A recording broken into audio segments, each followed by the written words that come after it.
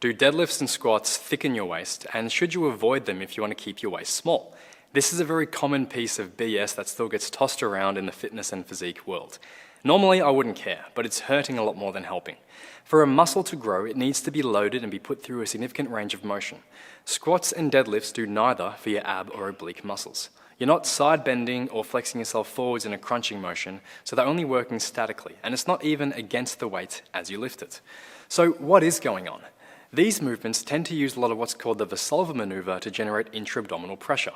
This requires a certain bracing strategy and downwards pressure through your diaphragm, which causes expansion to your midsection. The more you train it, the better you get at doing it. And if you don't train its opposite action, there is a slight chance that you might start to lose that range over time. It's why you saw so many old school bodybuilders doing vacuum training. But even that is very different to what's shown today. It wasn't just about sucking in the stomach or wearing a corset. It was about actively strengthening the diaphragm and taking it through a large range of motion. It's actually a technique from yoga called Uddiyana Bandha. Hicks and Gracie also popularized it in jiu-jitsu circles, where it became known as Gracie breathing or percussive breathing. It's not going to change your bone structure or reshape your waist, but it does give you better control over your midsection and can have an aesthetic impact if you care about that.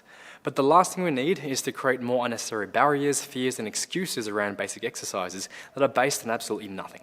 We also need to get away from people throwing on waist trainers and forcing their body to be held in static positions for extended periods of time, which can have a negative effect on your overall movement.